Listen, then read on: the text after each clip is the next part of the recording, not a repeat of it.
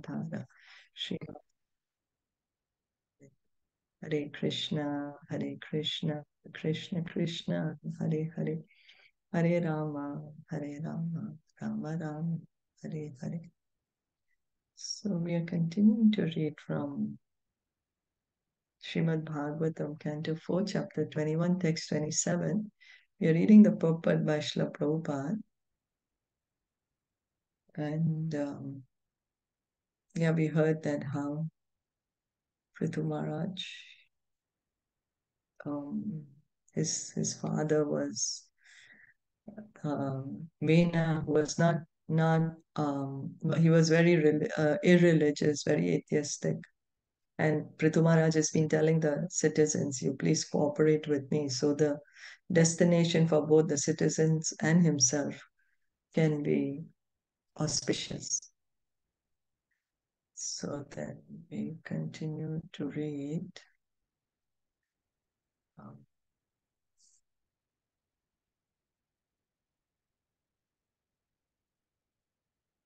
I'm not sure where we exactly stop. Anyway, atheistic men do not believe in the existence of God, and thus they understand everything which is happening in our It is the second. Oh, Pilpaji, it is the second paragraph. Yeah. Okay, thank you. Okay, thank you. In the Vishnu Puran, it is said that the entire Varnashrama institution is meant to satisfy the Supreme Personality of Godhead. The rules and regulations set up for the execution of the duties of the Brahmanas, Kshatriyas, Vaishyas, and Shudras, or Brahmacharis, Grihasthas, Vanaprasthas, and Sannyasis, are all meant to satisfy the Supreme Lord. At present moment, although the so-called Brahmanas, Kshatriyas, Vaishyas, and Shudras have lost their original culture, they claim to be Brahmanas, Kshatriyas, Vaishyas, and Shudras by birthright. Yet they have rejected the proposition that such social and spiritual orders are especially meant for the worship of Lord Vishnu. So Prabhupada is pointing out that now it's become like just degraded to an ordinary caste system.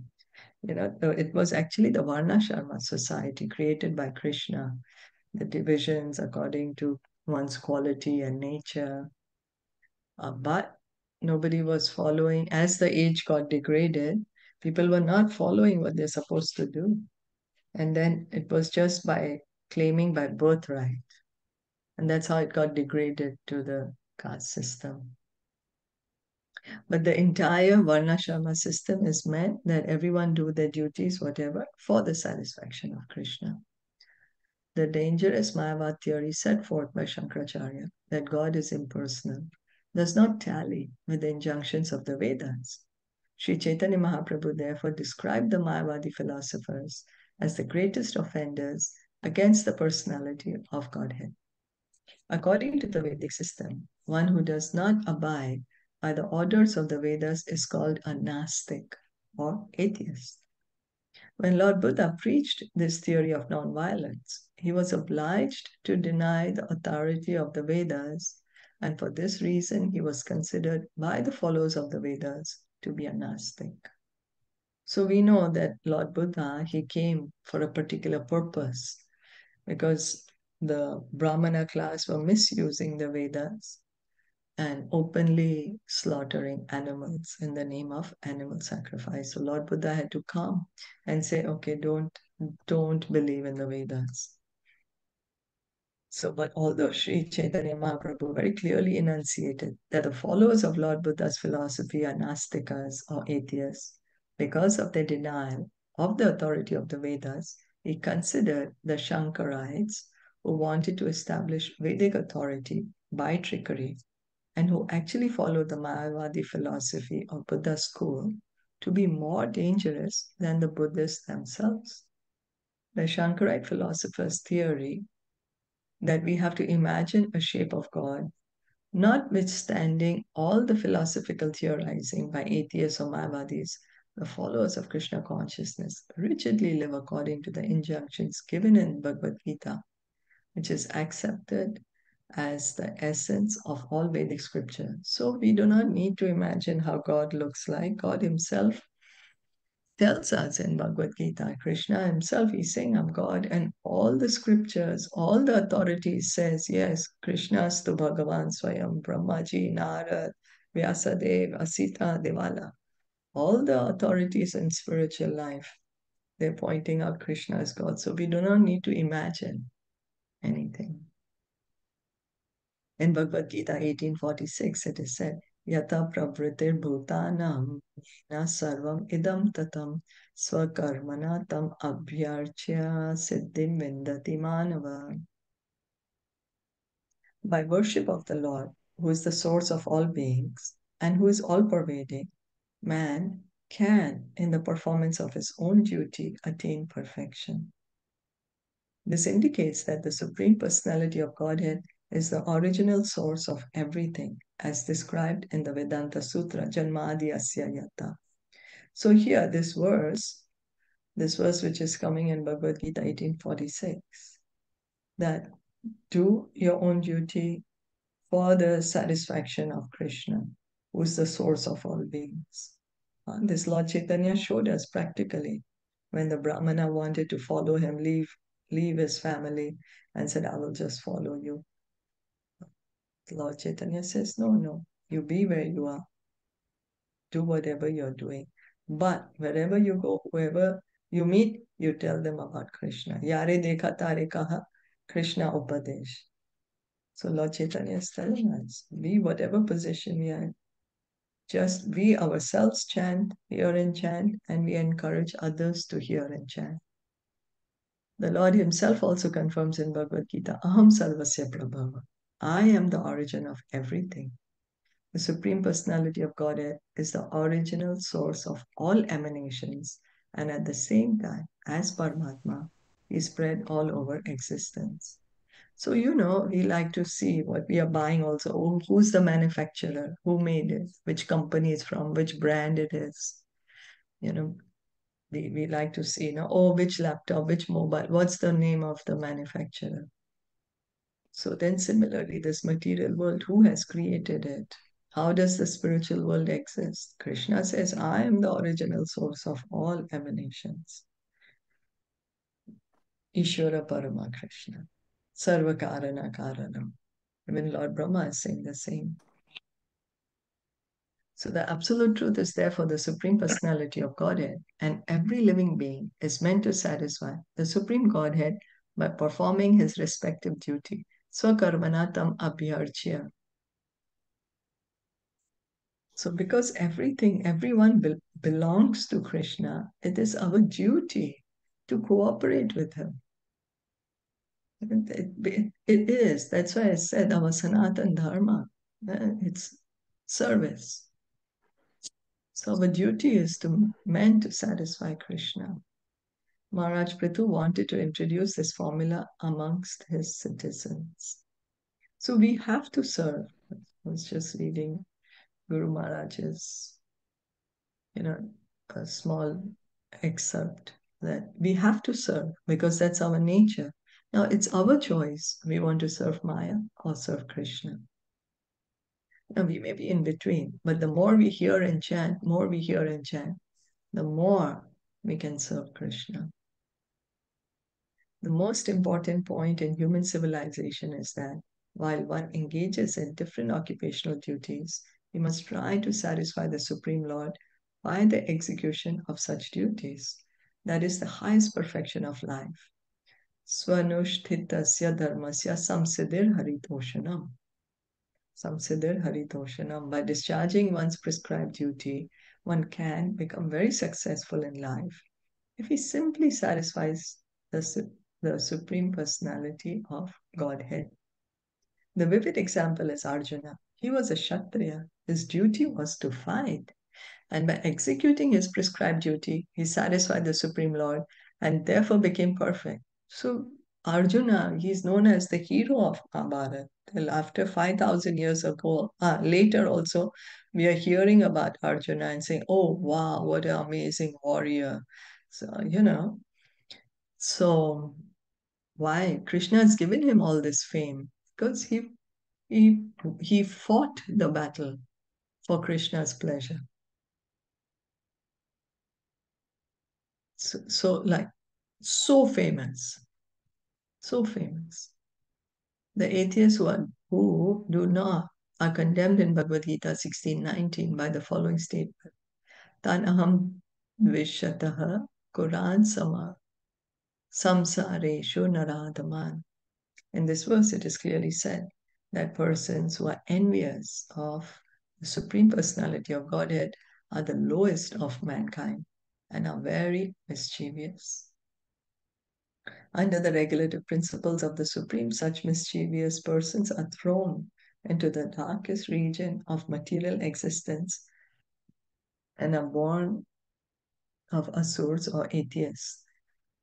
Birth after birth, such asurs go still further down, finally to animal forms like those of tigers or similar ferocious beasts. Thus, for millions of years, they have to remain in darkness without knowledge of Krishna. So our envy of Krishna, that is what has brought us here in the material world. And if we continue to remain envious, then we get degraded into lower and lower forms of life. Krishna himself says in the Bhagavad Gita that everyone is born here of envy and hate. Our envy that why is Krishna God, why am I not God? Our hate of him. So the more we hear, the more we chant, the more we will be able to understand Krishna's position. The more we will be able to understand our position, and the more we will be able to give up this envy that we are holding so close to us. The Supreme Personality of Godhead is known as Purushottam, or the best of all living entities. He's a person like all other living entities, but he's the leader or the best of all living beings. Purushottam, Purush, a person. Uttama, the best. Krishna is also a living entity, not that only we are living entities and Krishna is not. How can it be? He's our Father. How can we have something that God doesn't have? So we are living because Krishna is living. Yes. And He's the best of us all. He's taking care of all of us. He's the best well-wisher of all of us. You know how much we can be limitedly well-wisher. We are limited, but Krishna unlimitedly of all living entities everywhere, all the universes, spiritual world, material world, everywhere. He's our best friend. That is stated in the Vedas also, Nityo Nityanam Chetanas Chetananam. He's the chief of all eternals, the chief of all living entities, and he's complete and full. He has no need to derive benefit by interfering with the affairs of other living entities. But because he's the maintainer of all, he has the right to bring them to the proper standard so that all living entities may become happy. So Krishna, otherwise he's Atmaram. He is self-sufficient, self-satisfied, doesn't need us to fulfill any of his, to make him feel happy. He's always happy, always blissful. But he's coming for our benefit. And he's coming for our benefit, and we are saying, oh, no, no, no, we try to make up things against him, Oh, maybe you're not God, or maybe you're this, maybe you're that. But he's coming for us. He has so much compassion so that we can understand that our real happiness, our real home is in the spiritual world. A father wants all of his children to become happy under his direction, isn't it? I mean, we don't want our children to suffer. We want to give them the best. We want them to be happy, healthy, full of love, and that's it. As long as they are happy, yeah. So Krishna, he's our father. Of course, he wants us to be happy. He does not want us to suffer. There's no possibility of becoming happy within this material world. The Father and the Sons are eternal. But if a living entity does not come to the platform of his eternal life of bliss and knowledge, there's no question of happiness. So we are trying to find happiness in this material world. But Krishna says that the happiness we find here is temporary. It's a temporary situation. But because we are eternal, we are the souls, the soul is eternal. So we are searching after eternal happiness. And that we can get only in the spiritual world, only in connection with Krishna. Although Purushottam, the best of all living entities, has no benefit to derive from the common living entities, he does have the right to discriminate between the right and wrong ways. The right way is the path of activities meant to satisfy the Supreme Personality of Godhead, as we have already discussed. Swanushtitasya dharmasya samsitir haritoshanam. A living entity may engage in any occupational duty, but if he wants to have perfection in his duties, he must satisfy the Supreme Lord. As such, one who pleases him gets better facilities for living, but one who displeases him gets involved in undesirable situations. So Krishna is in charge. So he is saying, do it for my satisfaction, because that's our original position. It's not that he wants, free labor or something. No, that's our original position. And if we are not serving Krishna, then we are up to mischief. We are creating mischief for not only for ourselves, but for others. So not only mischief for others, but for ourselves. And because we create mischief, we end up suffering. But when we are with Krishna, then it's a platform of love. So then there is no mischief involved there. So there is no suffering involved there. Yeah, it's not that Krishna as I said, wants some cheap labor, free labor. No, he doesn't need anything. He is self-satisfied, self-satisfied. But it's us.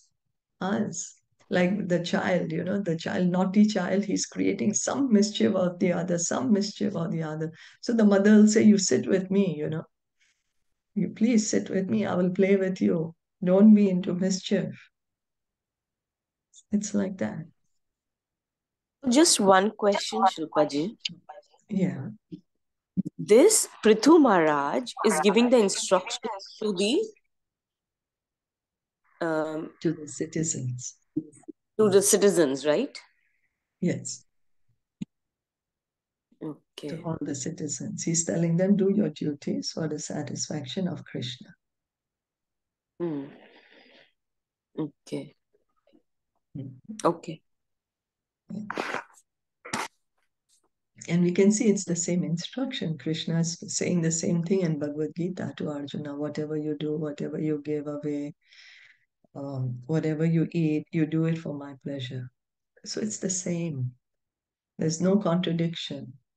They all are saying the same thing. It is therefore concluded that there are two kinds of duties, mundane duty and duty performed for the sake of yajna or sacrifice. Yajna arthat karma. Any karma activity one performs, which is not for the purpose of yajna, is a cause of bondage. Yagyarthat karmano anyatra loko yam karma bandhana.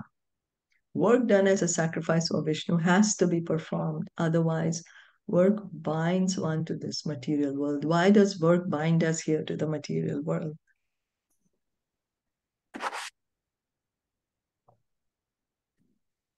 Because it is not for the pleasure of Krishna.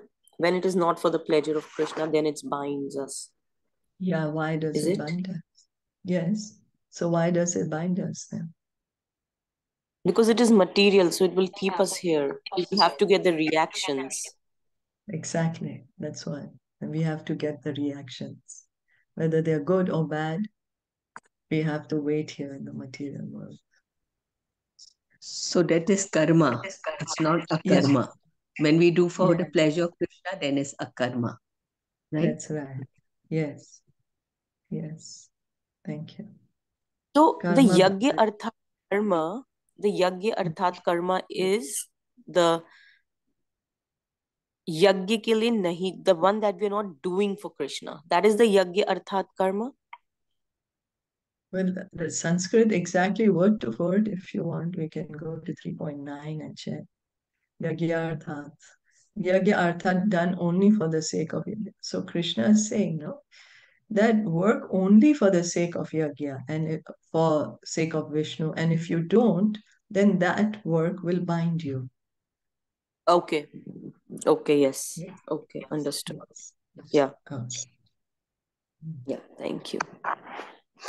So, karma bandhana, or the bondage of karma, is administered under the regulations of the stringent laws of material nature. Because the laws are set, how the country's laws are set. And then to maintain the law and order, they are the officials who make sure that the law is being carried out. And if someone goes against the law, then they are put into prison or they are reprimanded or given a ticket or whatever, depend on the severity of the mischief that somebody broken the law. So similarly, Krishna's laws, they are made already. Material existence is a struggle to conquer the impediments put forth by material nature.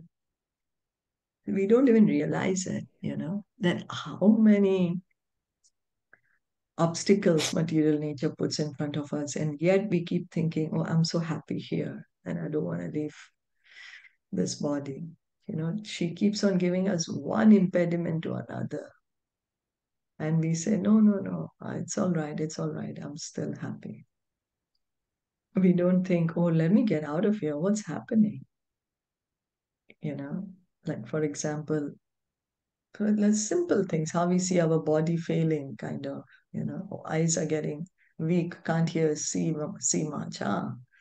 Now I can wear glasses and I can enjoy how much ever I want. That's a small example. There's so many other examples we can give. Oh, my knee is hurting. Let me wear a knee brace and stand and still continue my dancing. These things. So we don't even realize. Even though she wants to keep reminding us, and we're like, "Oh, I'm happy." The asuras always fighting to overcome these impediments, and by the illusory power of material nature, the foolish living entities work very hard within this material world and take this to be happiness. So someone will say, what? I'm trying to be happy in this world and I'm foolish? You mean I have to just suffer here? Why should I have an attitude of suffering? No, we don't need to suffer. Krishna is not saying suffer. Krishna is not a sadist who feels happy if we are suffering. No, if we can just understand the reality of the world, that it's a temporary position that we are in right now. Prabhupada would say, let's make the best use of the bad bargain. We shouldn't be in this material body in the first place. So let's try to do something so that we don't take any more future material bodies. So this is called Maya. In that hard struggle for existence, they deny the existence of the Supreme Authority, Purushottam, the Supreme Personality of Godhead. So this is for us to think, not for others. The philosophy, what we are hearing, we need to apply it to ourselves. Yeah? So in order to regulate the activities of the living entities, God has given us codes, just as a king gives codes of law in a state, and whoever breaks the law is punished. Similarly, the Lord has given the infallible knowledge of the Vedas, which are not contaminated by the four defects of human life, namely the tendency to commit mistakes, to be illusion, to cheat, and to have imperfect senses. So why does the Vedas not have these defects? Because it is said by Krishna himself. That's why it doesn't have the defects. That's right. Thank you. Yes. Yes, it's spoken by Krishna. If we do not take direction from the Vedas but act whimsically according to our own choice, we are sure to be punished by the laws of the Lord, who offers different types of bodies in the 8,400,000 species of forms. So Krishna has given us these Vedas so that we can make informed choices. What should I choose? We go to order something. Want to order a decaf cappuccino in Starbucks, for example. What kind of milk you want? You want low-fat milk, you want full milk, or you want milk-free, like no milk. What sugar you want, sugar-free. Like so many choices, right? We have to make now. By hearing the scriptures, we can get the intelligence by which to make the correct choices so that we can get out of here. We can re-establish our relationship with Krishna. Material existence or the sense gratification process is conducted according to the type of body we are given by Prakriti or material nature. As such, there may be divisions of pious and impious activities, punya and papa. Right? So whatever type of body each of us is given, we are enjoying to that degree. Maybe a pig, maybe a dog, maybe a human being. With whatever senses we have, we are trying to enjoy. So, but the human being should be some difference between the animals, and that is to try to understand, hey, what is this all going on? Who am I actually?